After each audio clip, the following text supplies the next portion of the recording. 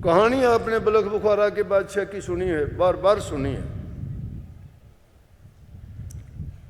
वो इस चीज़ की तलाश में निकला, एक राजा होते हुए शाही ठाठ बाट और दुनिया के सुख भोगता था, हुक्म चलाता था, इशारे पे सब कोई काम करते थे, लेकिन एक घटना ने उसके जीवन को बदल दिया। शिक्षा ले ली उसने, किसी गुरु से नहीं ली, किसी सत्संग में नहीं गया। इंसान की बुद्धि है वो हर पदार्थ से, हर चीज से, प्रकृति में बनी हुई जितनी चीजें हैं सबसे शिक्षा ग्रहण कर सकता है। और उसको बदलने वाली कौन थी? उसकी नौकरानी दासी। और दासी ने उसको कैसे बदल दिया कि वो राजा सवामन फूलों की सेज पे रोजाना सोता था और वो बांदी रोजाना उसकी सेज लगाती थी। उस पे सो के राजा को बड़ा अच्छा नींद आती होगी, आनंद मिलता होगा। तो शांतिपूर्ण ढंग से जिसको नींद आ जाती खुश तो होता है। बांदी रोजाना लगाती थी। एक दिन उसके मन में आई कि राजा रोजाना इस पर सोता है आराम से, क्या आनंद आता होगा। राजा के तो आने में देर है, अभी रात को आएगा, मैं थोड़ा एक बार देखूं लेट के क्या मिलता है। हारी थकी काम से थी, परेशान हो, क्योंकि नौकर चाकर तो काम बहुत करते हैं बेचारे। अच्छी सेज फूलों की सुगंध उसने खुद बिछाई, तरह तरह की खुशबू आ रही थी। सेज पे सोई, उसको नींद आ गई। नींद भी आई तो कितनी गहरी आई उसको पता ही नहीं लगा, क्या टाइम कब निकल गया। राजा का सोने का टाइम आया, राजा ने आके देखा, राजा जिनमें अहंकार बहुत होता है कि मैं राजा, मेरे तुल्य कोई नहीं, किसकी हिम्मत मेरे सामने बोल दे, मेरे हुक्म को टाल दे या मेरी बात को ना माने और मेरे सामने खड़ा भी हो जाए क्या। बांदी को देखा कि एक बांदी और मेरी सेज पे सोई हुई है। उसने आव देखा ना ताव देखा, कोड़ा उठाया और उसको पीटना शुरू कर दिया। बांदी की दोनों हालत होगी, उसको बड़ी पीड़ा होती है। राजा मारता है, दर्द भी होता है, रोती भी है, लेकिन हंसती भी है।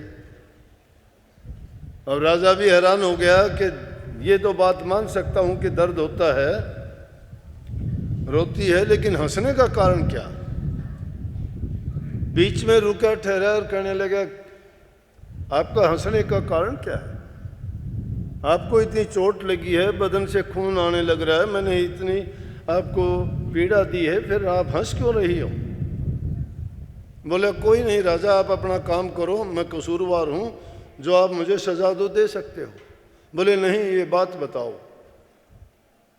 कहने लगी, राजा मेरे मन में ख्याल आया, मैं इस पर आधा घंटा सोई होंगी और मुझे इतने कोड़े लगे हैं, कितनी सजा मिली है, और आप तो बचपन से इस सेज पे सोते आए हो, तो आपकी क्या हालत होगी।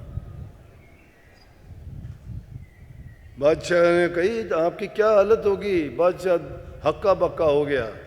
यही बात थी, ये उसके लिए सत्संग उपदेश था, यही उसकी जिंदगी का मोड़ था, टर्निंग पॉइंट जिसको कहते हैं। वहां से जीवन मुड़ गया उसका, राजा से एक महात्मा हो गया, त्याग दिया पूरा संसार। कहने लगे, बांदी ने बात तो ठीक की है कि मुझे क्या मिलेगा, कितनी सजा मिलेगी मुझे। राजपाट घर बार सब छोड़ के अपने पुत्र को चाबी देके राजकाज संभलवा के अब जंगलों में चला गया। बड़ी भक्ति की। बच्चे को जो राजकुमार था शासन करते बहुत दिन हो गए, ख्याल आया पिता जंगलों की खाक छांटता है, खाने पीने का कोई इंतजाम नहीं, जंगलों में फल फूल कंद खा के गुजारा करता है। जमीन उसका बिस्तर है, आसमान उसका ओढ़ना है, और जंगल में जहाँ मर्जी बैठता है, जहाँ मर्जी घूमता है, लेकिन एक ही लगन उसकी लगन लगी है प्रभु के नाम की। सब चीज़ों को त्याग दिया। बिरह बैराग था ये।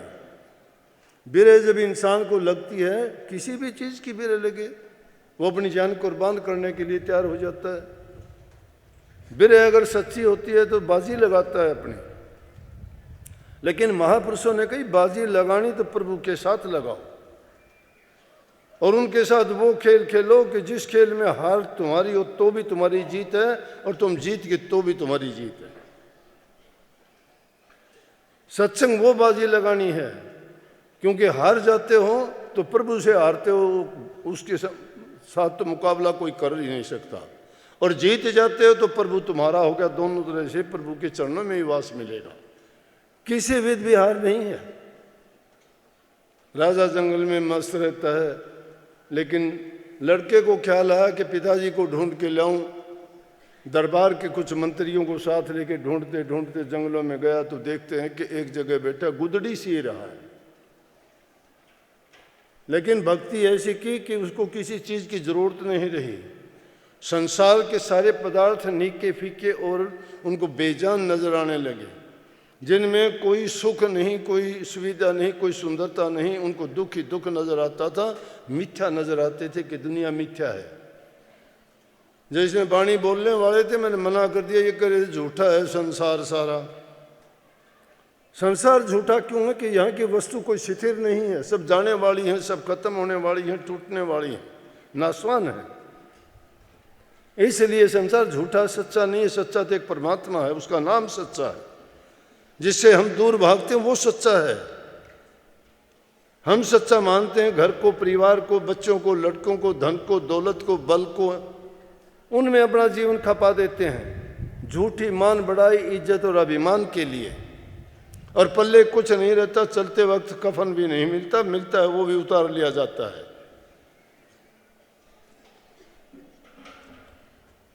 गुदड़ी सीता है, वहां पहुंचे, देखा, देख के कहने लगे पिताजी बहुत हो गया, अब तो चलो आपने जो करना था जो कर लिया, अब घर में जाके भी भक्ति कर सकते हो। उन्होंने देखते ही क्या किया कि जिस सुई से गुदड़ी सी रहे थे उसको उठा के पानी में फेंक दिया। बोला घर चलूंगा लेकिन ये सुई निकाल के ला दो। बोले एक सुई की बात करते हो, राजा हो आप, वहां लाखों ही सुइयां इससे भी अच्छी, एक सेकंड में जो कहोगे उतनी ले देंगे, छोड़ो इसको, कोई बात हुई। बोला नहीं, मुझे यही चाहिए। आदेश दिया, मंत्री थे, साथ थे लोग, पानी में कूदे, कहाँ मिलनी थी सुई, नहीं मिली। हार के कहने लगे आप चलो वहाँ इससे भी अच्छी से अच्छी ला के देंगे। बोला कि ठहरो। एक इशारा किया, हुक्म दिया मच्छी को कि सुई को लेके आओ, और क्या देखते हैं मच्छी पानी में सुई लेके पानी से बाहर आके सुई वही निकाल के दे दी। सब हैरान। बोला कि ये चीज़ मिलेगी वहाँ मुझे, ये ताकत मिलेगी? बोले ये तो नहीं। बोला ये नहीं तो मैं इसी चीज़ की तलाश में आया था, वो चीज़ मुझे मिल गई, ये मुझे तुम्हारी चीज़ें नहीं चाहिए। सत्संग वो चीज़ है जिस चीज़ के लिए तुम आए हो, उसको अगर पाना चाहोगे तो तुम्हें वो मिलेगी, लेकिन हम उसको पाने के लिए नहीं आए। हमने तो एक मेला समझ के आए थे, अपने सुख समझ के आए थे, अपने ऐशो आराम के लिए आए थे।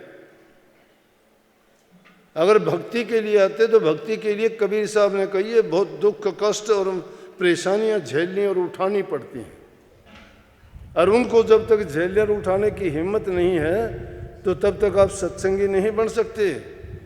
क्योंकि जिन चीज़ों में हम खुशी ढूंढते हैं वो खुशी वाली नहीं, वो दुख की तासीर है उनकी। जिनको सुख देने वाले समझते हो हर चीज़ दुख में बदलती है, बताओ किस चीज़ में सुख है? एक चीज़ का भी नाम बताओ, एक भक्ति को छोड़ के, नाम को छोड़ के, सत्संग को छोड़ के। इसलिए कहीं सत्संग की सार कोई कोई जाने। अगर सत्संग की सार जो जान जाता है, समझ जाता है, उसको कुछ जानने की और समझने की जरूरत नहीं रह जाती। लेकिन वो सत्संग की सार कैसे होगी? पहली उपमा उन्होंने कही कि दीपक पर पतंगा जला रहा अंगा। जानते हो इसका मतलब है बिरह। कि बिरह कैसी होनी चाहिए? बिरह ऐसी होनी चाहिए कि एक पतंगा दीपक का आशिक होता है, प्रकाश का, रोशनी का। जब दीपक जला के छोड़ते हो रात के टाइम में पतंगे आते हैं उसके पास, और वो उसी को देखते देखते उसी का चक्कर काटते रहते हैं, क्योंकि उसके आशिक हैं वो मासूक समझते हैं उसको। ये तो दुनिया की एक उपमा दी है आशिक और मासूक की। लेकिन वो पतंगा उस प्रकाश को इतना चाहता है, उससे अलग और जुदा नहीं होना चाहता।